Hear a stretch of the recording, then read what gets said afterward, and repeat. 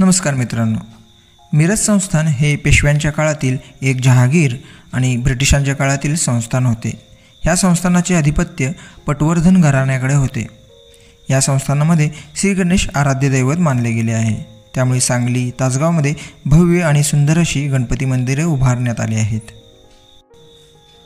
परशुराम भाऊ पटवर्धन हे तासगाव संस्थानचे संस्थापक, ज्यांची श्री गणेशावर अफाट श्रद्धा होती। प्रत्येक मोहिमेच्या आधी ते श्री गणेशाची पूजा करूनच मोहिमेला सुरुवात करत। त्यामुळे त्यांनी तासगाव येथे भव्य असे श्री गणपती पंचायतन 1779 ते 1799 या कालावधीत बांधून घेतले। श्री गणेश पंचायतनामध्ये 5 देवांची पूजा केली जाते, ज्यामध्ये शिव, सूर्य, चिंतामणेश्वरी आणि लक्ष्मीनारायण यांचा समावेश होतो। मंदिरामध्ये श्री गणेशाची 1.5 फूट उंचीची सुंदर दुधाळ रंगाची मूर्तीची स्थापना करण्यात आली आहे। या मंदिराचे 97 फूट उंचीचे 7 मजली द्राविड पद्धतीचे गोपुर मंदिराचे प्रमुख आकर्षण आहे। आणि मंदिर स्थापनेपासूनच तासगावमध्ये रथ उत्सवाला सुरुवात केली गेली आहे। 2022 मध्ये याला 243 वर्ष पूर्ण होत आहेत। तासगाव तालुका व आजूबाजूच्या गावातील अनेक भक्त लाखोंच्या संख्येने या रथ उत्सवात सहभागी होण्यासाठी गर्दी करतात।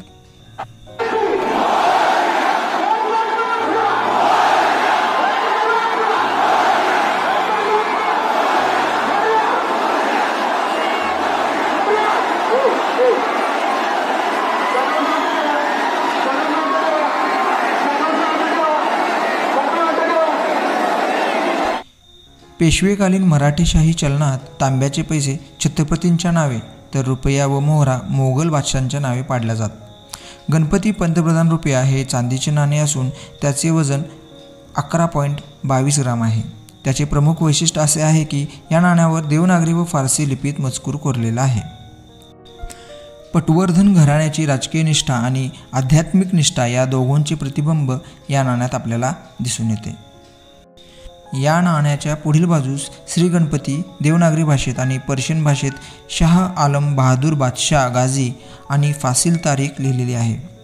या नाण्याच्या दुसऱ्या बाजूस श्री पंतप्रधान देवनागरी भाषेत आणि पर्शियन भाषेमध्ये मनुस मैमनत सनह जुलूस आणि मिंटचे नाव लिहिले आहे। यापैकी बरीच नाणी तासगाव मिरज येथे बनवण्यात आली आहेत, कारण त्या काळात मिरज येथे नाणी पाडण्याची टांगसाळ सुरू केली होती।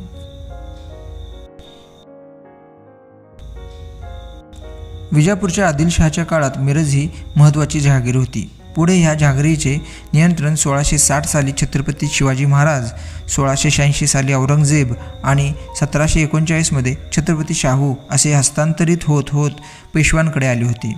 गोविंद हरी पटवर्धन हे पहिल्या बाजीरावाच्या काळापासून एक लढवय्या सरदार म्हणून नामवंत होते। पेशव्यांच्या हैदर अली आणि टिपू सुलतानावरील मोहिमांमध्ये गोविंदरावांनी भरीव कामगिरी केली होती। म्हणूनच माधवराव पेशवे यांनी 1761 साली मिरजेची जहागीर गोविंदरावांना बहाल केली होती। पुढे 1948 मध्ये हे संस्थान स्वतंत्र भारतात विलीन झाले।